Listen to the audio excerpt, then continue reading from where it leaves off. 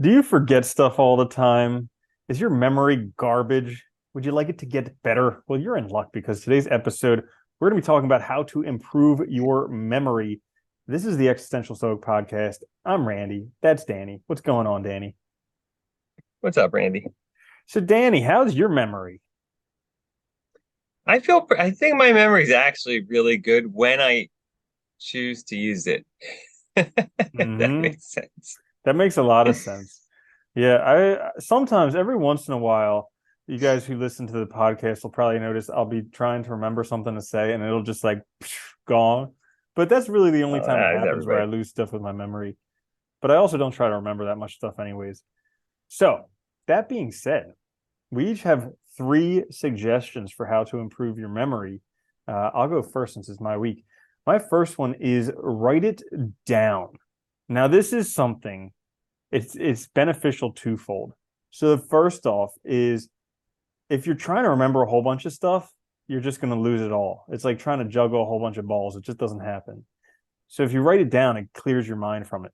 But actually, the how I actually meant it when I first wrote it down, when I wrote it down, wrote it when I When I wrote down, wrote remember, it down. No, was yeah. So like people ask me all the time, like how I'm able to remember names because I meet people and I remember their names, and it's because I write it down.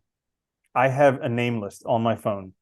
And when I say hi to somebody, I try my darndest to remember it for 5 minutes until I'm alone and I write it down on my phone along with some stuff about them. And people think that I have an incredible memory for names, but it's not true. I just write it down. I have a simple system that works. but you found a system that works for you, and I think that's the important part. You've identified it, and you found a system that works. And you're right though. It's funny. People forget how much it's like they don't whether you're typing it out on your phone or writing it by hand, like with a pen and pencil, like or something, pen and paper rather. That act of actually physically committing it does do something where it like connects more neurons or something where you remember it better. I know it does because I've used that tactic for so many different things And to plus, remember, and it and really plus, I does have really the help. list available. So I've oftentimes I'll forget their name, and Yeah. I'll just go pull out my phone, Yeah. look real fast, and be like, ah, that's it. And then like after doing that a time or two, I end up remembering it. You know what's funny? Speaking of just going back to what you said at the very beginning, I think people think of memory, think they should remember everything. I think that's the other thing you got to learn how to do is remember what's important. Because you can look a lot of stuff up. You can look most stuff up these days. So you need to like remember what's important, and then you can kind of look up the And rest of what it if you you and need what you to. That's a can't good. look up, you can just ask Chat GPT, and it'll figure it out for you. Yeah, it'll solve the problem for you. Yeah. There you go. You don't need to know anything. Mhm. My first one is one we mentioned at the time, but I think it's worth mentioning again, which is read. I think reading is a great way to improve your memory. Especially like you don't have to, I mean, like read whatever you want. I think reading for fun is a great way to do it too, because like just like anything you can engage with will help you get that process going and help you remember the story and all that. And it just builds this like it helps exercise that muscle, that memory muscle, which I think does promote better memory long term. I mean, they've said that they've done studies where they found that numerous times where people who like exercise their brain and keep using it right are less likely to have problems with memory later in life and stuff like that. So Oh yeah, absolutely. And reading is great for it because it also improves your vocabulary. And they've done studies where like income is related to vocabulary. Clearly not on the topic of memory, but it's just one of those things where it's like, hey, if you want to earn more, maybe you should learn more. hey, Uh, and if you want to be like the top one of the top Americans in anything, reading's like an easy place to start. Read like 2 books the bar a is year so and you're low. boom. It's super low. So low. So my next one for how to improve your memory is do something along the lines of Wim Hof or meditating, something like that. The reason I say this is so when I used to meditate regularly, the first noticeable, appreciable benefit I got from meditating was actually remembering people's names. And this was like years ago. But now I do Wim Hof in the mornings, and it's just like something, it just clears. Like I feel like every day I have all these leaves that fall down in my mind, and doing the Wim Hof breathing is just me like sweeping them up and just starting with a clean slate every day. And it's just like it makes it so much easier to remember stuff. That's a great way that's a great metaphor though, because it's funny, like meditation. I remember when I studied Buddhism, this is going back a while, but like I remember one of the authors had said like the goal of meditation was like to untie the psychic knot. And there is something there. Like it's about finding that clarity and balance within your mind, dealing with all the problems, all the things that cause distractions, stress, worry, and starting to sort of untie them and letting them go.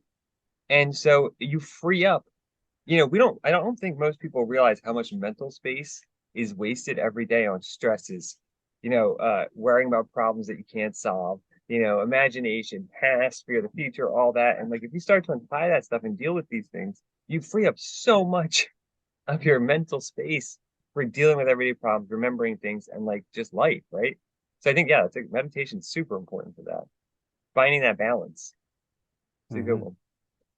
My next one is learn new things. This is actually, and I think particularly like, yes, learn new things, particularly things that you're interested in. I was thinking about Plato in his Meno. One of the things they point out is that like in the search for wisdom or the search for truth, curiosity is necessary. Like you have to get perplexed. You have to get to a state of like wonderment or curiosity or awe, because that's going to motivate you to try to learn. When you think you know everything, you're not going to bother, right? You're not going to try to learn anything new. So you have to get curious. And one way to get curious is pursue stuff that interests you. If it's tinkering with robotics, do that. If it's science, read science stuff. If it's, you know, learning all about anime, read about anime. Whatever it is, just do new things, because new things will expand your mind. They make new neural connections and help you remember more. Yeah, that's a great point because it gets you out of a rut. Like a lot of times, if you're just doing the same thing over and over again, it's almost on autopilot. And once you try Oh God, something don't I new, know yeah, I it? know. And then you try something new and you make all these new connections, and then you have like you recall stuff that you haven't thought about in a long time because it's just it touched something somewhere. You know, it's crazy too. Like, I don't know about you, but like, I know like certain things I do for fun. Like, if I don't do them for a while and then go back to them, I'm like shocked at how much I know about it too. I'm like, oh my God, I remember all this stuff. Like, it just comes right back. It flows back. It's awesome. Uh, it's like Yeah. riding a bicycle. Yep.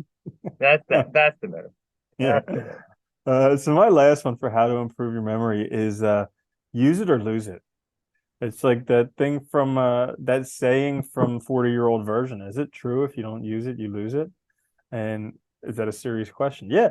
But I think with your memory, it is true. If you don't use it, you lose it. And so many people just spend 4 to 6 hours on average decaying their mind just with like mind-numbing TV or scrolling social media.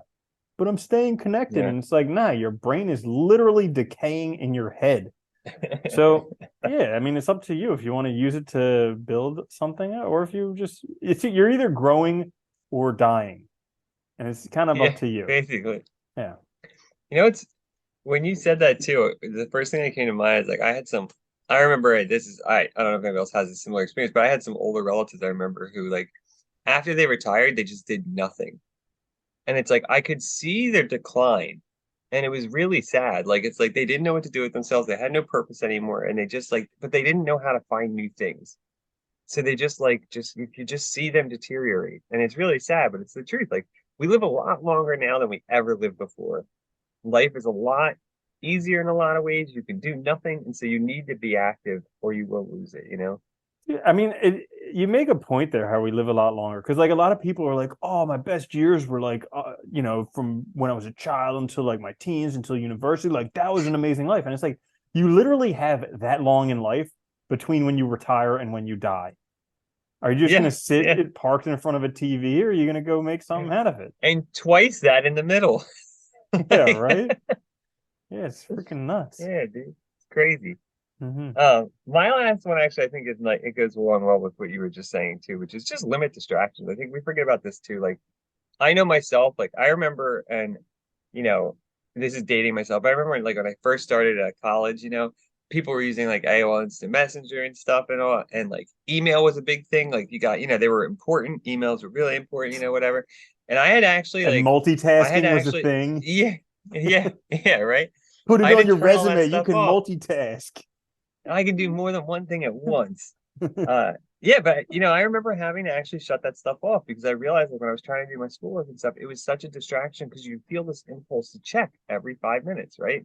And I mean, the same thing applies now with all this social media and stuff because you get notifications, you get all these things to distract you, and you have to shut them off. If you really want to increase your memory, you have to also increase your ability to focus and learn to focus. And the way to do that is to limit distractions and do one thing at a time. Bingo, you said it there. And I mean, it's not only just like in terms of distractions like social media, but it's also like in terms of what's your purpose in life? Like, what do you want to get done? Because Yeah. it's very easy to do a Yeah. whole bunch of stuff your whole life and then it be over and not actually do what you wanted to do with your life because you got distracted. Yeah. So there you have it. Very simple. How to improve your memory. I almost forgot what we were talking about. Clearly, I need to take a hint from us and start doing these Uh, quick fixes. But yeah, thank you so much for watching this episode or listening to it with us. If you did enjoy it, make sure to share. Check it out on YouTube, wherever you get your podcasts. I'm Randy. That's Danny. I'll see you later, Danny. Later, Andy.